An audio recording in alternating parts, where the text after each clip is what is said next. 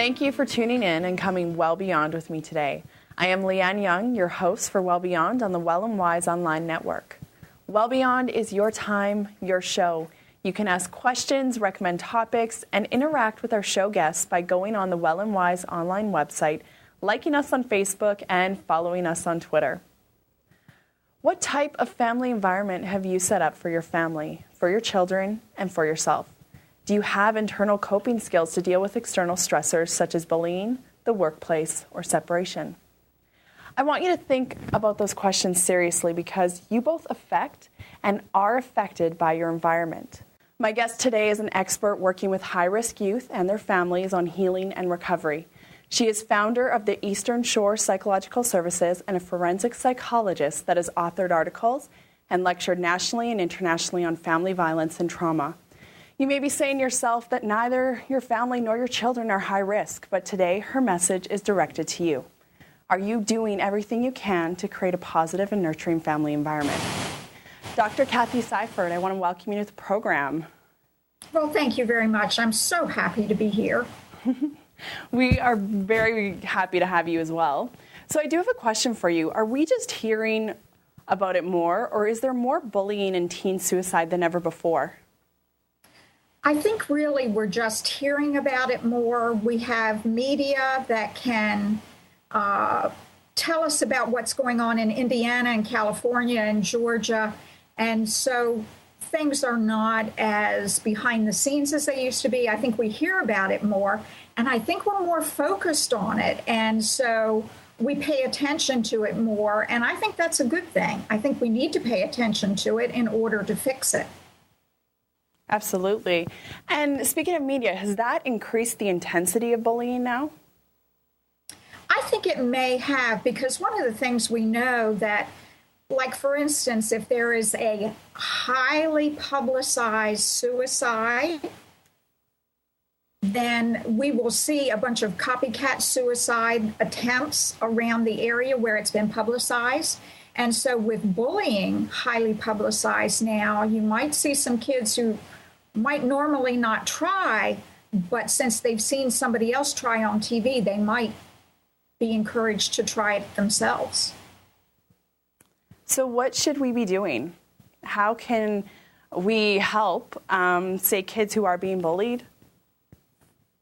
Well, I think it starts at home in that the relationship that you have with your children, number one, in them feeling comfortable to come to you with anything that's going on, whether it's out in the neighborhood or in the school. Talking to your children and having that close relationship every single day, maybe having dinner together, those kinds of things really help. But also being open to whatever topic comes up. If you start saying, well, we can't talk about that because that's too difficult, children start reducing the number of things that they feel they can talk to you about. So we have to have those open dialogues, and sometimes we have to bring up the difficult topics. And I think on top of that, we need to know where our children are and what our children are doing. It's no longer a situation where we can just let our children run and not know what they're doing and who they're with. So those difficult topics that you're talking about, what are they? What should we be bringing up? We should be bringing up bullying in particular and tolerance of differences, because bullying very often comes from one person being different than the rest of the group. So if you have, and particularly some child being vulnerable. So we didn't used to talk about children with disabilities, children in wheelchairs, children who can't hear very well or can't have difficulty walking or have a speech impediment. We really didn't talk about those things before, and children were left to talk among themselves. So without adults guiding the conversation, whoever was strongest among the children would lead the conversation. And so it could very easily go off into a direction where the person who was different or vulnerable could be made fun of and then you go right into bullying. And so we have to be the ones that bring up the topics about how people are different, and that's okay. And we can be friends with everyone. And is it always the children who are vulnerable or have something different about them that are bullied? Cannot bullies sometimes pick on others because they're jealous about something that they have or? Oh, yeah. I think there are lots of different reasons why children bully each other. But part of the bullying problem is that children that do not know how to form good, positive relationships with other children get it wrong. They try to form relationships, but because they don't know how to do it well, they either bully or shy away or do something that's inappropriate because they just don't know how to do it well. And that's where they need guidance. It's really more about the person who becomes the bully who needs to have the guidance and skills than the reason why they're bullying. They will find a reason to bully no matter what, but they don't have the skills to discuss the important topic appropriately or somebody to discuss it with. So a big part of it is communication then. Biggest part of it is communication, children having somebody to talk to who's willing to talk about the difficult, scary kinds of topics. Mm-hmm. I like when you say that it's our children's job to learn and it's an adult's job to teach. So how do we know if we're doing our job properly? Well, I think we pretty well know when we're doing a good job or not, because children start to get into trouble one way or another. Grades go down, they get in trouble in the neighborhood, they get in trouble in school. When things are not well in one part of their life, it drifts over into other parts of their lives. And so it's often very easy to spot a child that's having difficulty. Then somebody needs to talk to the child and say, okay, you seem to be distracted, you seem to be not doing well, and so I want to know what's going on and how I can help you.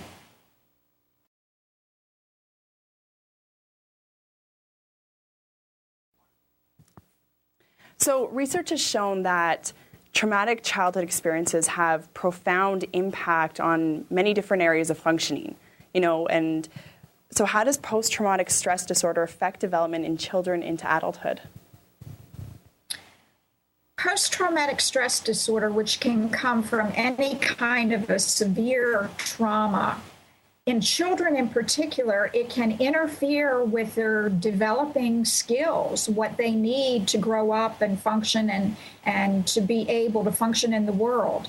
And so when that happens, they will need to have someone who will help them, number one, resolve the trauma, and number two, build the skills that they need to overcome the trauma, and then be able to go on with their lives using the skills that they've learned. Children who do not have that continue to have skills that are below what you would expect for their age. And those are the children that are going to get in trouble in their school relationships. So how do we go about setting a positive, nurturing environment? If you were to give us a checklist, what are those components? A really good question, Leanne. And one of the things that I emphasize, and this has been proven in the research, that a positive, nurturing environment for a child, parents' job is to teach. Yes, you want to teach, but you have to teach in a positive environment. And so what we know is for every one criticism that you make to a child, you have to find 4 things that child does well, or 4 things that you can say that's positive about the child. So that ratio of 4 to 1 is really important. Keeping the dialogue open between you and your children is also very important. So the positive reinforcement, and our job is to teach skills.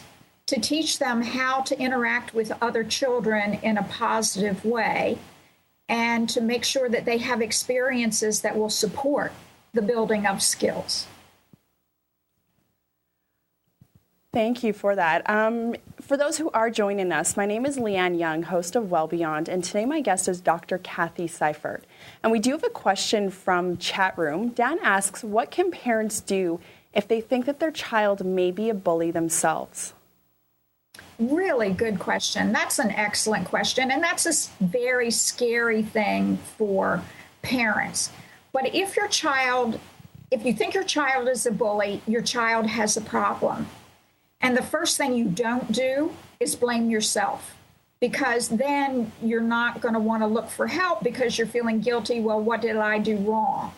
And so the first thing you do is say, just the same as if your child fell down and broke their leg, you would seek a professional to help with that, because that's a professional job that needs to be done.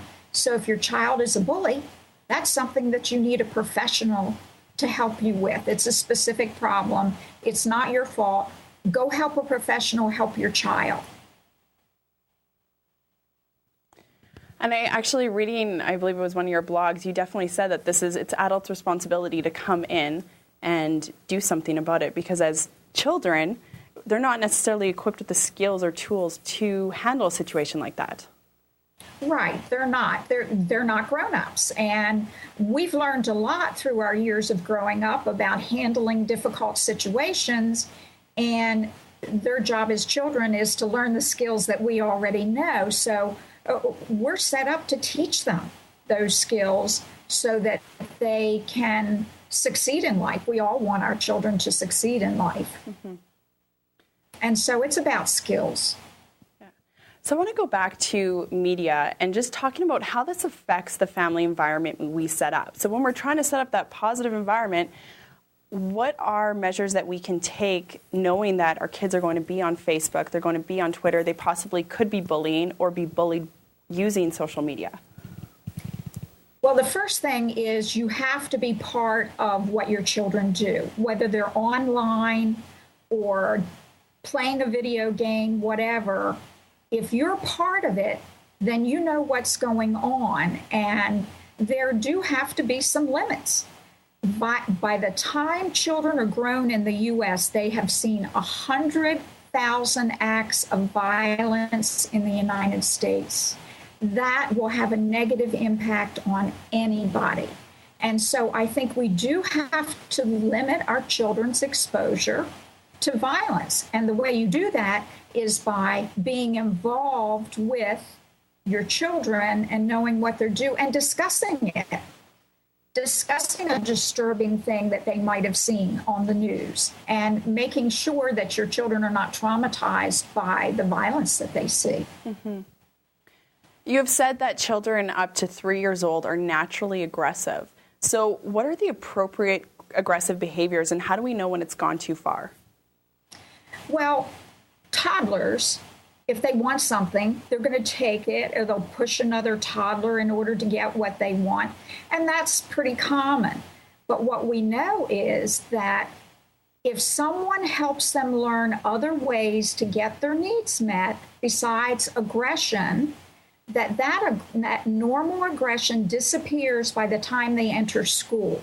If you see a child that continues to be aggressive from 3 until he enters school, then that's where there may be a problem and you need to investigate. But certainly by the time they enter school, they should not be aggressive at all with other children. That should be gone. So at this point, when you say we need to investigate, what does that mean, and what are the steps? How do we go about helping these children who, say, still have the aggressive tendencies? Well, the reality is if somebody's been helping them all along to learn alternatives to being aggressive, they're not going to be aggressive. So my first guess is that somebody, I don't want to say hasn't spent the time, but needs to spend more time with the child, helping the child understand why this is not the right answer to this particular problem and there are other answers. If just by talking to the child and explaining to the child, and guiding the child, if that is not sufficient and that would be your investigation, by helping and guiding the child and seeing if